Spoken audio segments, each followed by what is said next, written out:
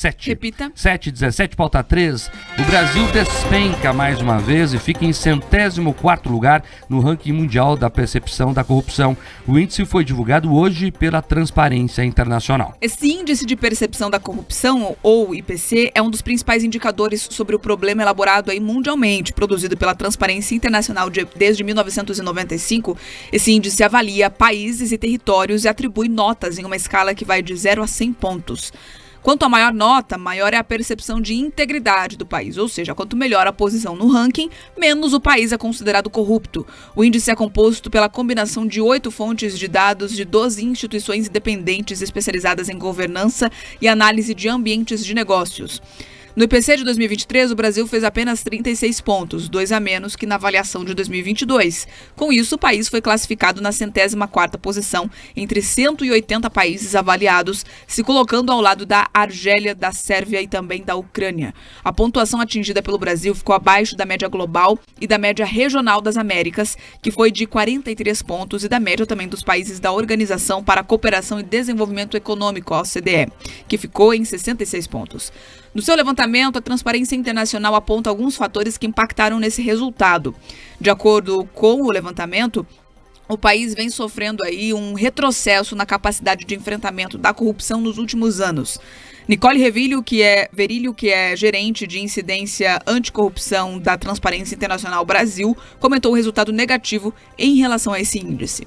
E o que a gente vê nesse ano, especialmente, com o que aconteceu nos últimos anos, é que o Brasil está falhando em recuperar o controle da corrupção em 3 áreas, de accountability, que a gente fala, 3 áreas de controle da corrupção, que é o ambiente político, o ambiente judicial, ainda que a gente consiga anotar num terceiro pilar, que são as políticas de transparência, de participação social, onde a gente teve alguns pequenos avanços ainda insuficientes no ano passado. Mas a gente tem toda uma reconstrução de um desmanche desses marcos políticos e judiciais que deveriam fazer o controle da corrupção aqui no Brasil e não está cumprindo esse papel.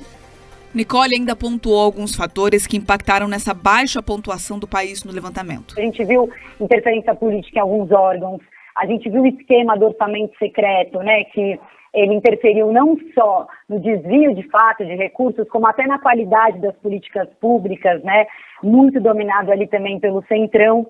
Tinham várias práticas ali, a própria questão do que aconteceu com a PGR, de não julgar, de não exercer o papel, o controle do executivo que ela deve exercer. E agora, quando o governo, esse novo governo do Lula, ele assume, a gente vê que não tem muitos esforços em reconstruir essa parte política e judicial. Então, acho que um exemplo que a gente pode trazer aqui, o próprio orçamento secreto, ele foi julgado inconstitucional pelo Supremo Tribunal Federal, mas ele, na verdade, ele teve uma mudança da forma como ele acontece, por mais que o Lula, durante os debates eleitorais, tenha batido no orçamento secreto, ele continua ocorrendo como moeda de negociação, especialmente com o Centrão. Então, isso, por exemplo, continua ocorrendo. E aí, quando a gente tem ali um Centrão que o executivo fica cada vez mais refém, é difícil a gente conseguir ter esse controle pelo legislativo da corrupção. As melhores notas foram atribuídas a países como Dinamarca, que somou 90 pontos, Finlândia, 87 pontos, Nova Zelândia, 85 pontos, Noruega, que atingiu 84 pontos, e Singapura, que somou 83 pontos. Já países com as piores avaliações pelo IPC foram Somália, que ficou com 11 pontos, Síria, Venezuela e Sudão do Sul, com 13 pontos, e o Iêmen, que somou 16 pontos. Essa notícia surpreende 0 pessoas. Claro que o Brasil caiu nos índices de combate à corrupção. Isso que a Nicole Verílio trouxe aqui, é o extrato do que está acontecendo. O governo não se preocupa em combater a corrupção. Não se preocupa. Havia o orçamento secreto e a imprensa toda denunciava o orçamento secreto do Bolsonaro corretamente, porque tinha alguns itens ali que estavam equivocados mesmo. Mas agora mudaram de nome e não se fala mais nada. Eu não vi a indignação necessária quando o Flávio Dino foi eleito e no dia, liberaram 10 bilhões em emendas. Mas ninguém achou isso antinatural, para dizer o mínimo.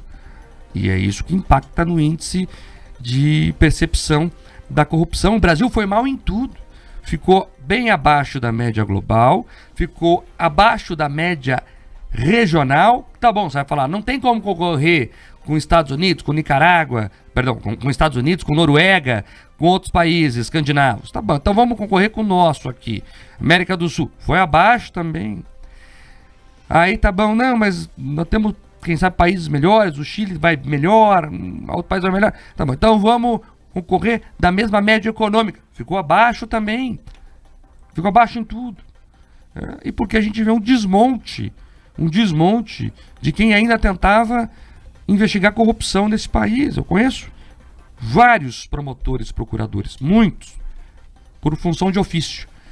E o que eu mais escuto entre eles é, olha, tá cada vez mais difícil, porque você tenta fazer o trabalho e você é perseguido depois. Então, eles estão com medo de trabalhar. A grande verdade é essa. Eles talvez não digam isso no microfone ligado, mas, né, em off tem relatado dificuldades para trabalhar. E até quando tem a coragem necessária, precisa ter coragem. Às vezes as estruturas não funcionam tão bem e as investigações param pelo caminho. Para terminar, é proporcional, e os números batem certinho, o nível de liberdade de imprensa em um país com o nível de percepção de corrupção.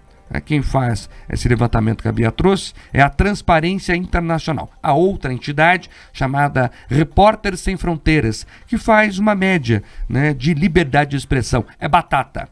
Quanto menor a liberdade de expressão, maior a corrupção. Os motivos, você já imagina, eles são simples. Quando você não divulga o que está errado, né, a corrupção se alastra cada vez mais, porque ele já não tem o medo de ser preso. E agora não tem nem o medo de ser divulgado o que eles fazem de errado. É um retrato da nossa vergonha, né?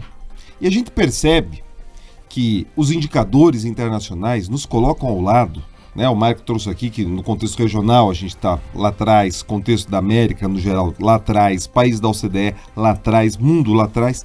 Mas quando você percebe quem está ali irmanado conosco, Sérvia, Argélia e Ucrânia. Alguns países que passaram, inclusive, por guerras internas, outros que estão no meio de um processo de guerra.